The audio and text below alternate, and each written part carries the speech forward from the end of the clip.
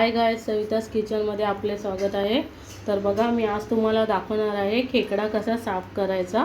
ह्या खेकड्याच्या पुढच्या दोन नांग्या आहेत आणि हा खेकडा आहे। आता मी मार्केटमधून घेऊन आले।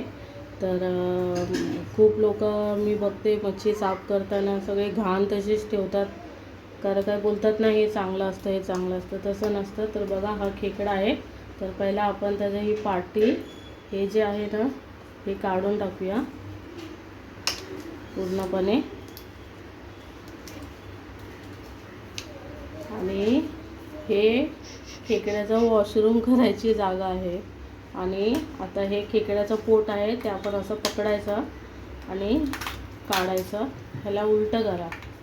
हे जे ह्याच्यामध्ये जे गाभा असतो तो बघा ह्याच्यामध्ये ठेवला आहे मी, तो दाखवते काय करायचा। थोडं पाणी टाकून घ्यायचं आणि हे जे आहे ना खेकड्याच्या पोटावरती जी घाण असते ही काढून टाकायची। हे घ्यायचं नाही, नाहीतर पोटामध्ये खराबी होऊ शकते, आपल्या लूज मोशन वगैरे होऊ शकतात ते घाण खाल्ल्याने। तर हे सर्व काढायचं, तोंडाच्या इकडचं पण। हे बघा, हे सर्व काढायचं, हे स्वच्छ काढून घ्यायचं।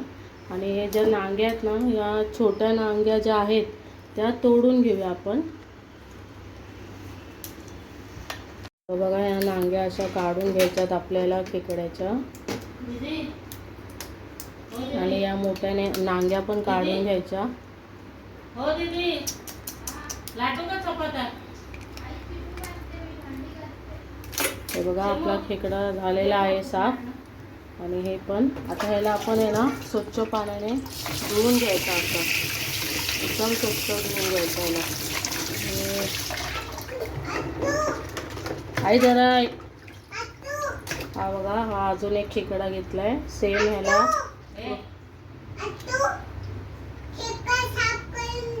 हां, आमची परी पण तुमच्याशी बोलते, तर आमच्या परीसाठी एक व्हिडिओला लाईक नक्की करा।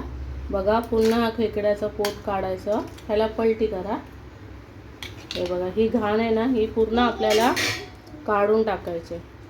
साधी सोपी पद्धत आहे खेकडा साफ करण्याची।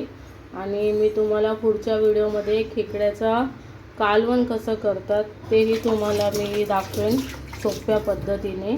काही लोक हे नांग्या अशाच ठेवतात, पण ह्या नांग्या आहे ना, आपण ह्या बारीक नांग्या त्या काढून स्वच्छ पाण्याने धुवून ह्याला मिक्सरमध्ये वाटून एक कॉटनच्या कपड्याने याचा गर गाळून घ्यायचा आणि कालवणामध्ये टाकलं ना, तर कालवण फार छान आणि एकदम घट्ट होतं।